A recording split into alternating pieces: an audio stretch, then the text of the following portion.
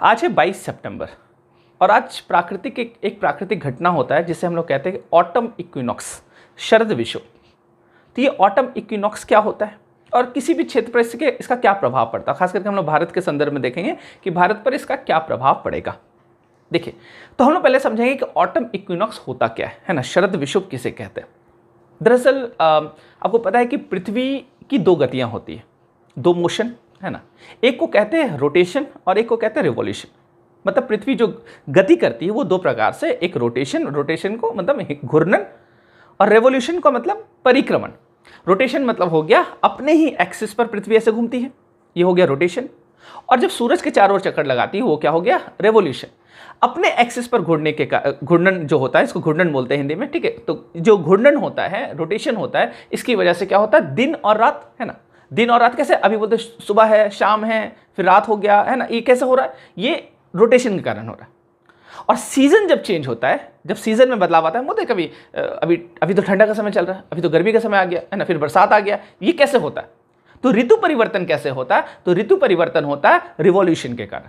आपको ये चीज समझ में आ गया। तो रोटेशन के कारण क्या होता है, दिन और रात है ना, और रिवॉल्यूशन के कारण क्या होता है, सीजन में चेंज आता है, मतलब ऋतु परिवर्तन होता है। क्लियर है। और ये ऑटम इक्विनॉक्स जो है, जो आज हम लोग बात कर रहे हैं, ये दरअसल जुड़ा हुआ है रिवॉल्यूशन है ना। ये जुड़ा हुआ किसी से, रिवॉल्यूशन से जुड़ा हुआ है ना, मतलब परिक्रमण से जुड़ा हुआ है, ठीक है। तो अब देखिए ऑटम इक्विनॉक्स होता क्या है ना, अब मैं आपको क्लियर करता हूं। देखिए एक छोटा सा कॉन्सेप्ट है, इसको आप समझ लीजिए, आपको ये समझ में आ जाएगा। ये जो अर्थ है ना, अर्थ पे मैं 3 लाइन खींच देता हूं। इस लाइन को हम लोग कहते हैं लैटिट्यूड लाइन, अक्षांशीय रेखा, ठीक है। यहाँ पे मैंने लिख दिया 0 डिग्री, यहाँ पे मैंने लिख दिया 23.5 डिग्री, यहाँ पे मैंने लिख दिया 23.5 डिग्री। बहुत इजी लैंग्वेज में समझाऊंगा, बहुत इजी चीज़ है, समझ लीजिएगा। और एग्जाम में भी यहाँ से सवाल आता ही रहता है। ये जो 0 डिग्री है, ये अर्थ के बीचों बीच मैंने एक लाइन खींच दिया। मान लीजिए अर्थ है और अर्थ के बीचों बीच मैंने एक लाइन खींच दिया, इसको क्या बोला गया, 0 डिग्री। इसका नाम है, इसको कहा जाता है इक्वेटर, इसको कहा जाता है इक्वेटर। हिंदी में कहते हैं विषुवत रेखा, विषुवत रेखा, या इसे हम लोग भूमध्य रेखा भी कहते हैं। कहीं कहीं आप क्या पढ़िएगा, भूमध्य रेखा। भू मतलब भूमि के मध्य में एक खींचा गया रेखा है, उसको क्या बोलते हैं, भूमध्य रेखा है। ये काल्पनिक रेखा, ऐसा नहीं कि अर्थ पे रेखा खींचा हुआ है, नहीं, काल्पनिक रेखा है। तो इक्वेटर, और यहाँ का ये जो 23.5 डिग्री का जो आप लाइन देख रहे हैं, इसको हम लोग कहते हैं ट्रॉपिक ऑफ कैंसर। इसको हिंदी में कहते हैं कर्क रेखा, ठीक। इसको हम लोग क्या कहते हैं, कर्क रेखा। अच्छा, इसे हम लोग कहते हैं tropic of Capricorn. Tropic of Capricorn, इसको हमने हिंदी में कहते हैं मकर रेखा, ठीक। क्लियर है ना। अब मैं इस 3 लाइन से जुड़ा हुआ बात करूंगा, इसी से निकलेगा आपका ऑटम इक्विनॉक्स क्या होता है। देखिए दरअसल ये 3 लाइन क्या है, ये 3 लाइन ये है जहां पे सनलाइट अर्थ पे डायरेक्ट परपेंडिकुलर होता है। सूरज का रोशनी जो अर्थ पे पड़ता है, पृथ्वी पे पड़ता है, वो डायरेक्ट परपेंडिकुलर मतलब डायरेक्ट लंबवत जो होता है, वो हर जगह नहीं होता है। मतलब अर्थ जो है, जैसे ये समझिएगा, ये 0 डिग्री एक लाइन है, इसके ऊपर 1 2 3 4 5 6 7 8 9 ऐसे करके क्या है लाइन, और कहाँ तक है 90 डिग्री। यहाँ पे क्या है 90 डिग्री। वैसे ही यहाँ पे 0 डिग्री है, यहाँ पे 1 2 3 4, यहाँ पे कहाँ तक है 90 डिग्री। मतलब दरअसल क्या है, ये 0 डिग्री क्या है, ये बीचों बीच एक रेखा खींचा गया।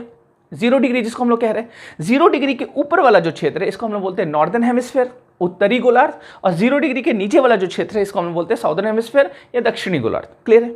अब देखिए, तो होता यह है कि जो सन है, सूरज का जब रोशनी हमारे अर्थ पे पड़ता है, तो सूरज का रोशनी डायरेक्ट जो है वो यही तक पड़ पाता है।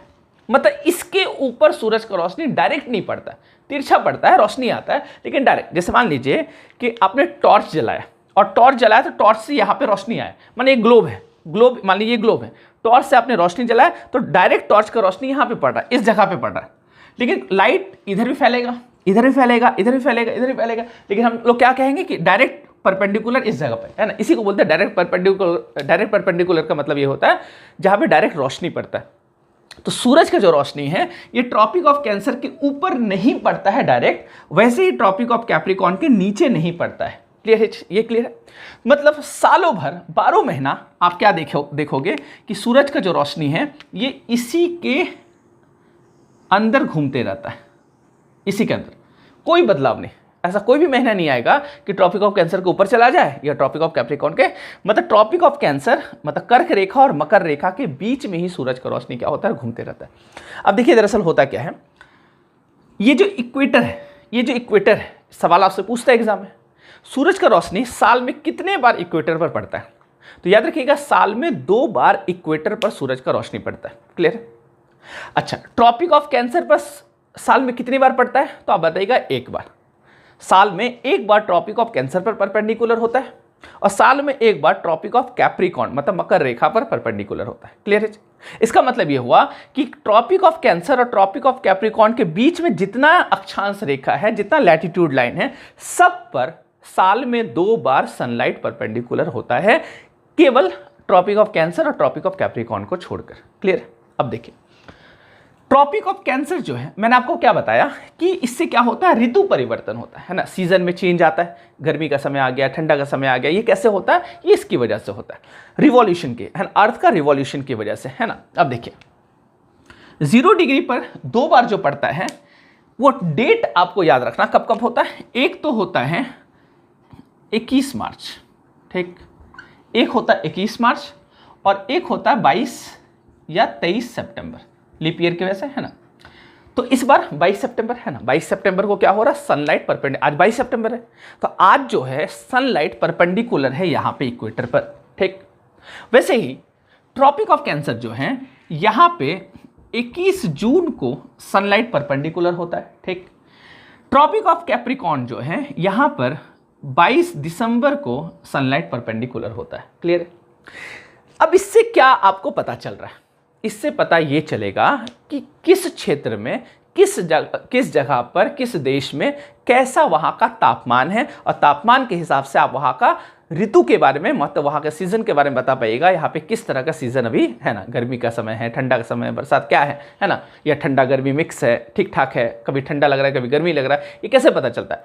इससे आपको ये पता चलेगा। कैसे? देखिए जैसे मान लीजिए जून का समय है और जून में आपको पता है कि सूरज यहाँ पे परपेंडिकुलर है, तो आप बताइए इस जगह पर जितना भी कंट्री होगा, जो भी क्षेत्र यहाँ पे पाया जाएगा, वहाँ पे तापमान क्या होगा, ज़्यादा होगा, क्योंकि सूरज का रोशनी डायरेक्ट पड़ रहा है, तो यहाँ पे गर्मी होगा, यहाँ पे गर्मी होगा। जब यहाँ पे गर्मी होगा तो इस जगह पे आप बताइए, इस जगह पे जो कंट्री होगा, यहाँ पे चूंकि सूरज का रोशनी इस जगह पे डायरेक्ट परपेंडिकुलर है, यहाँ पे तो रोशनी है ना डायरेक्ट नहीं आ रहा है, तो इस जगह पे क्या होगा, इस जगह पे ठंडा का मौसम होगा, ठीक है। वैसे ही जब सूरज का रोशनी 22 दिसंबर के आसपास, दिसंबर महीने में इस जगह पर रहेगा, तो यहाँ पे जो कंट्री है वहाँ पे क्या होगा, ठंडा हो जाएगा, और इस जगह पे जो कंट्री है ट्रॉपिक ऑफ कैप्रिकॉर्न के पास, यहाँ पे क्या होगा, गर्मी होगा। समझ पा रहे बात, है ना। तो 12 महीना सनलाइट क्या होता है, इसी में क्या होता है, इसी में घूमते रहता है। यही वजह है कि ट्रॉपिक ऑफ कैंसर के ऊपर इस जगह पे मान लीजिए एग्जाम्पल 60 डिग्री के आसपास, साउथ का भी 60 डिग्री है, 80 डिग्री है ना, यहाँ पे 80 डिग्री है, 85 डिग्री, तो यहाँ पे क्या होगा, बहुत ठंडा होगा।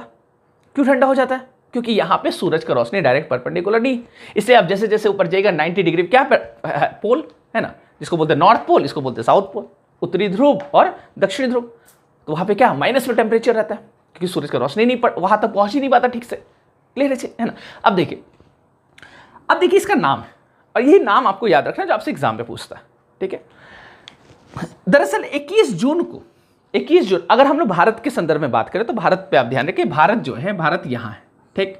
भारत जो है ये नॉर्दर्न हेमिस्फीयर में, ठीक है, 8 डिग्री 4 मिनट के आसपास से शुरू होता है ना। आपको पता है, आपने ज्योग्राफी पढ़ा होगा, कितना लैटिट्यूड कितना लॉन्गिट्यूड, ये आपको याद रखना है ना। ये आपसे एग्जाम में पूछता है कितना डिग्री से भारत शुरू होता है, कितना डिग्री तक जाता है, मैंने भी कई वीडियो में आपको बताया भी। तो खैर चलिए, अब देखिएगा इंडिया यहाँ पे, इसका मतलब जब मार्च के महीने के बाद क्या होता है, मार्च के महीने के बाद सनलाइट जो है वो नॉर्थ की तरफ शिफ्ट होता है, उत्तरायण बोलते हैं ना, उत्तरायण हो रहा है, नॉर्थ की तरफ शिफ्ट होता है। तो सूरज का रोशनी उत्तर की तरफ जब शिफ्ट होता है तो हमारे क्षेत्र में क्या आ जाएगा, गर्मी आ जाएगा, क्योंकि सूरज का रोशनी यहाँ पे आ रहा है। तो मार्च के महीने के बाद से अप्रैल, मई, जून, जुलाई, ये सब क्या रहता है, ये गर्मी का समय रहता है ना। पूरा वहाँ पे आप क्या देखते हैं, है ना, समर सीजन क्या रहता है वहाँ पे, समर सीजन, विंटर सीजन तो नहीं रहता। लेकिन जब हमारे यहाँ समर सीजन है तो इस जगह पे जो कंट्री होगा वहाँ पे क्या होगा, विंटर सीजन होगा, वहाँ पे शरद समय होगा, मतलब ठंडा का समय होगा। क्लियर है ना। अब देखिएगा, तो मार्च के बाद अप्रैल, मई, जून, उसके बाद जुलाई, अगस्त, सितंबर, सितंबर को क्या होता है, इक्वेटर पे फिर से सनलाइट क्या हो जाता है, परपेंडिकुलर हो जाता है। क्लियर है। तो अब देखिए क्या होता है, दरअसल मार्च 21 मार्च और 22 सितंबर जो है, जब सनलाइट इक्वेटर पर परपेंडिकुलर होता है तो उस समय दिन और रात क्या होगा, बराबर होगा। हर कंट्री में उस समय क्या होगा, दिन और रात बराबर होगा। हमारे यहां भी क्या होगा, दिन और रात बराबर। आज गौर कीजिएगा, आज दिन और रात क्या होगा, बराबर होगा। वैसे ही मार्च में भी दिन और रात क्या होता है, बराबर होता है।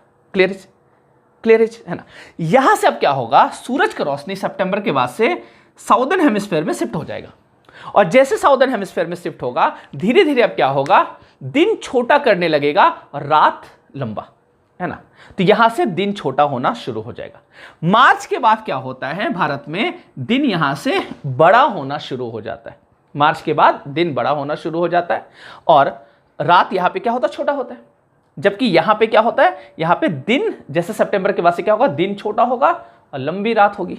ऐसी रात जो कटेगी नहीं, है ना, कटती नहीं है। समझ में आ रहा, बहुत लंबा। ठीक है, तो खैर चलिए, तो अब देखिए इसका नामांकन, है ना। तो इसलिए देखिएगा 22 दिसंबर जब यहां पे परपेंडिकुलर होता है, जनवरी, फरवरी, फिर मार्च में आएगा।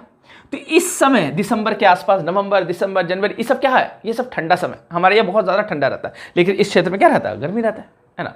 अब इसका नाम है, नाम आपको याद रखना। जैसे जब सनलाइट, मैं यहाँ पे लिख देता हूँ, जब सनलाइट ट्रॉपिक ऑफ कैंसर पर परपेंडिकुलर होता है, मतलब कर्क रेखा पर, तो उसे हम लोग कहते हैं, उसे हम लोग क्या कहते हैं,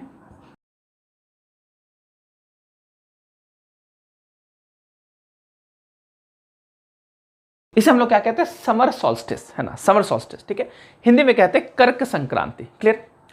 जब ट्रॉपिक ऑफ कैप्रिकॉर्न पर सनलाइट परपेंडिकुलर होता है तो हम लोग इसको कहते हैं विंटर सॉल्स्टिस।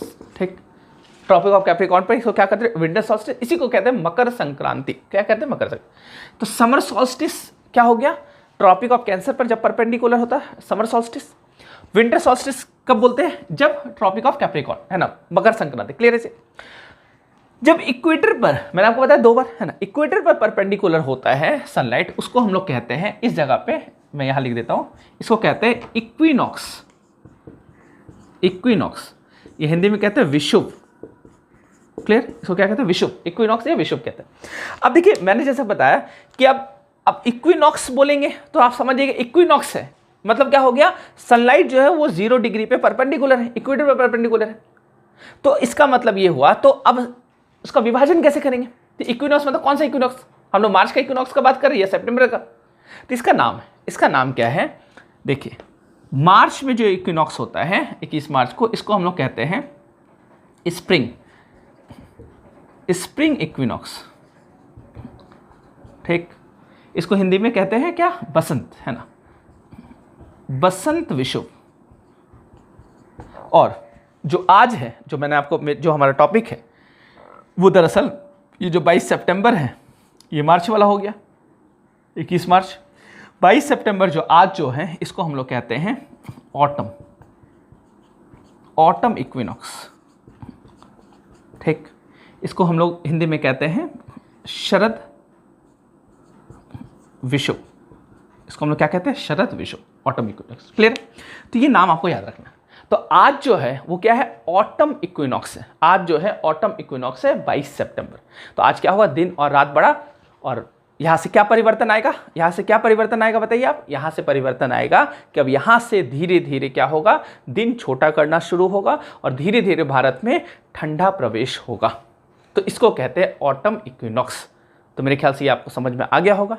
मिलते हैं हम लोग नेक्स्ट क्लास में। आज के लिए इतना ही। Thank you so much.